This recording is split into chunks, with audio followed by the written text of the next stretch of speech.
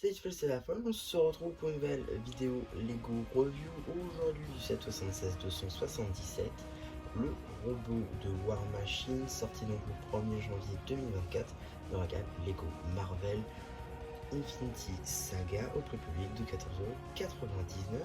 On va tout de suite commencer donc avec la Donc ici vous avez la mini-figurine de War Machine exclusive à ce set. En effet, la mini-figurine possède beaucoup d'éléments encore aujourd'hui nouveaux, inédits et exclusifs. En effet, la visière, le torse et les jambes sont nouveaux et sont pour l'instant toujours non réapparus sur d'autres mini-figurines. Effectivement, le casque est déjà réapparu sur beaucoup de films de War Machine ou encore des figurines même d'Iron Man. La tête, elle, est déjà apparue chez DC dans un encyclopédie et sur d'autres films de War Machine.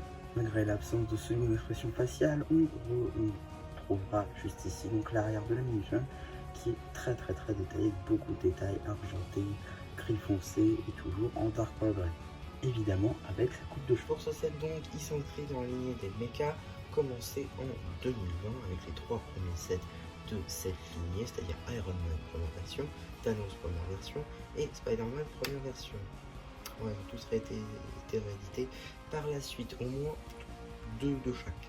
Enfin, on a donc juste ici la première interprétation du robot de War Machine. Donc dans cette lignée, j'entends, évidemment, ce n'est pas le premier mecha de War Machine. Effectivement, le premier était dans la gamme Endgame, et donc un Hulkbuster War Machine.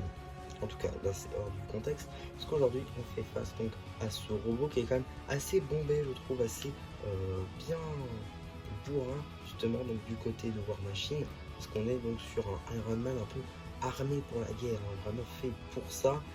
Donc on a évidemment ce côté bombé, ce côté baraqué qui ressort évidemment avec beaucoup d'armes. Donc on va pouvoir y intégrer notre cher War Machine ici présent, comme ceci, avec donc tout d'abord un cockpit juste ici en dark pearl grey, sa première apparition chez Lego. On a ensuite juste ici une petite taille topographiée 2x2 avec le réacteur arc de notre cher War Machine, les hanches qui sont assez communes, donc une technique assez sympa ici pour y intégrer bien notre tuyau. Juste là, on va venir en fait clipser notre, voilà, comme ceci. Vous voyez ici une petite barre comme ceci qui est donc mis avec ces petites plates, celles-là. Vous voyez, elles ne sont pas clipsées entre elles, c'est une barre qu'il y a dedans afin donc de les clipser. Ce qui veut dire que maintenant nous avons donc ici des tenons là et des tenons là, qu'on peut y venir clipser notre dernière pièce ainsi que le tuyau dans la seconde rangée. C'est assez ingénieux, je trouve. J'avais déjà vu la technique d'autre part dans d'autres sets, mais la retrouver ici, j'avoue, je ne m'y attendais pas du tout. On a ensuite, voilà, les bras qui sont construits à peu près de la même façon, mis à part que juste ici on a un lance-stud comme sur le côté de notre figurine, alors qu'ici on a juste une épaule classique. Sinon, lance-stud partout, voilà, ici, voilà. Alors ça, je sais pas trop ce que c'est pour le coup, je me suis pas renseigné, je pense que c'est peut-être une batterie ou ce genre de choses, je sais vraiment pas pour le coup ce que c'est ça. Si vous avez des indications, n'hésitez pas à me le dire en commentaire. Puis évidemment, il sera activé en dessous de cette vidéo. On a ensuite de quoi refermer le cockpit pour éviter qu'il s'ouvre malencontreusement, c'est assez ingénieux. Alors ce stun nouvelle génération, bon je l'ai dit, mais là, ça marche bien. Évidemment, je ne l'ai pas rattrapé, c'est pas grave. On a ensuite, voilà, les jambes qui sont ici ornementées de beaucoup de détails, du dark pearl grey, du gris foncé, du gris clair, voilà. Il y en a à toutes les sauces et toutes les couleurs, même si on reste dans le code couleur de War Machine évidemment. Voilà, les pieds qui sont articulés, au niveau des hanches, ça tourne à 360, même si avec le tuyau c'est un peu plus compliqué que ça, comme on peut le constater.